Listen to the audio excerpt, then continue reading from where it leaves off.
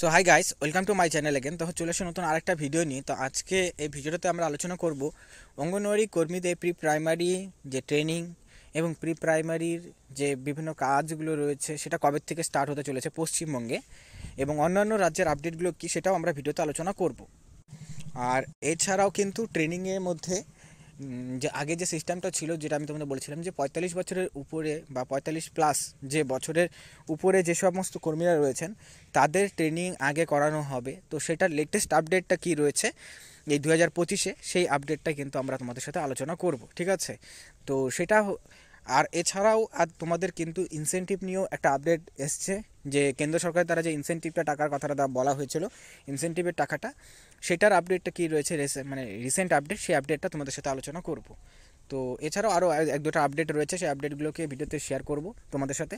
তো তাই ভিডিওটি শেষ পর্যন্ত দেখবে এবং দেখার পর নিজস্ব মতামত অবশ্যই জানাবে। ভিডিওটা ভালো লাগে লাইক করবে, চ্যানেল নতুন থাকলে চ্যানেলটাকে সাবস্ক্রাইব করবে এরকম ভিডিওসগুলো পাওয়ার জন্য। তো চলো সমালোচনা করে তোমাদের মেন বিষয়টা ভিডিওতে আলোচনা করা যাক। তো দেখো, প্রি প্রাইমারি নিয়ে যে আপডেটটা, সেই আপডেটটা হচ্ছে যে তোমরা জানোই যে 2020-তে যে নতুন শিক্ষানীতি যে নিয়মটা আনা হয়েছিল, সেখানে বলা হয়েছিল যে সমস্ত অঙ্গনওয়াড়ি যে কেন্দ্রগুলো রয়েছে সেটাকে প্রি প্রাইমারিতে পরিবর্তন করা হবে, কনভার্ট করা হবে, ঠিক আছে, বা আপগ্রেড করা হবে। তো সেই দিক দিয়ে দেখতে গেলে পরে কিন্তু যে 50%-এর মানে তোমাদের যে কথা বলা হয়েছিল যে আপগ্রেড করা হবে, তো সেই ক্ষেত্রে সেই আপডেটটা ভেরি ইম্পর্টেন্ট। কারণ যেভাবে মনে করো অনেক সেন্টার রয়েছে, আমরা প্রায় খবরের মধ্যে বিষয়গুলোকে দেখি যে সেন্টারের মধ্যে খাবার ঠিক নেই, বা উপরে ছাদ নেই, মানে উপরে কোনো রকম উপরে টিন নেই, যেখানে সেন্টারে বাচ্চাদের রান্না করা হচ্ছে বা সেখানে পড়ানো হচ্ছে, ওপেনও পড়ানো হচ্ছে, ওপেন মাঠে। তো সেই দিক দিয়ে দেখতে গেলে পরেই কিন্তু এগুলো যে সার্ভে, বেসিক্যালি এগুলোর আগে প্রথমত সার্ভে হবে, এবং সার্ভে হওয়ার পরেই কিন্তু বাকি যে কাজগুলো রয়েছে সেই কাজগুলোকে স্টার্ট করা হবে, ঠিক আছে? তো 2025-এ কবে স্টার্ট হতে চলেছে বা কবে স্টার্ট হবে, এটা কিন্তু দেখার রয়েছে। সবচেয়ে গুরুত্বপূর্ণ বিষয় হচ্ছে এটাই। তো দেখো, বেসিক্যালি এগুলোর আপডেট কিন্তু আরও আগে আসার কথা ছিল, বাট এখনও পর্যন্ত সেরকম আপডেট কিন্তু আসেনি। মানে যেই স্পিডে কাজগুলো হওয়ার কথা ছিল সেই স্পিডে কিন্তু কাজগুলোকে হয়নি, উল্টো কাজগুলো কিন্তু সমস্ত জিনিস এগুলো পেন্ডিংয়ে চলে গেছে। কিন্তু এবছর কিন্তু তোমাদের সেই কাজগুলোকে পুরোপুরিভাবে করে শুরু হওয়ার সম্ভাবনা সবচেয়ে প্রবল। এবং এই ক্ষেত্রে প্রি প্রাইমারি যেটা, সেটা রয়েছে তোমাদের সম্ভবত মার্চ মাসের আগে, ঠিক আছে?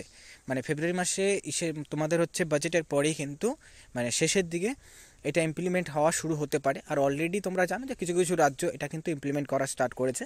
তো পশ্চিমবঙ্গের কথা বলা হলে পরে কিন্তু তারা ফেব্রুয়ারির শেষে বা মার্চের প্রথমে কিন্তু এটা ইমপ্লিমেন্ট মানে হওয়ার সম্ভাবনাটা রয়েছে প্রবল, ঠিক আছে? সেই ক্ষেত্রে ট্রেনিংটা 6 দিনের হবে, এটা আগের থেকেই জানানো হয়েছিল, এবং সব ক্ষেত্রেই সব রাজ্যতেই এটা কিন্তু 6 দিনেরই ট্রেনিং হয়, ঠিক আছে? 6 দিনের মধ্যে বাকি জিনিসগুলোকে শেখানো হবে। এবং এই ক্ষেত্রে কীভাবে করে কী করতে হবে, এবং এই ক্ষেত্রে আগেও আমি জানিয়েছিলাম যে শুধুমাত্র অঙ্গনওয়াড়ি কর্মীরাই যে প্রি প্রাইমারি ক্লাস নেবে সেটা না, সেক্ষেত্রে কিন্তু যে বাকি যে প্রাইমারি যে টিচারগুলো রয়েছে তারাও কিন্তু এখানে অ্যাসিস্ট করবেন, ঠিক আছে? সেখানে সপ্তাহে 2 দিন হতে পারে, সপ্তাহে 3 দিন হতে পারে, এটা নিয়ে এখনও আপডেটটা আসেনি। কারণ যে যে রাজ্যগুলোতে এগুলো স্টার্ট হয়েছে সেখানে এখনও পর্যন্ত ট্রেনিংটা কিন্তু শুরু হয়নি। মানে ট্রেনিংটা শুরু হলে পরেও ক্লাস কিন্তু এখন মানে তোমাদের প্রি প্রাইমারি স্টার্ট হয়নি। তো যার জন্য এই আপডেটটা আসছে না। আর আমি আগের থেকেও জিনিসটা তোমাদের জানিয়ে দিয়েছিলাম যে এটা কিন্তু স্পিডে হওয়ার কথা ছিল কাজটি, বাট সেই স্পিড বা সেই গতিতে কিন্তু কাজ হয়নি, সমস্তভাবে করে কাজটা কিন্তু বন্ধ হয়ে গিয়েছিল, ঠিক আছে?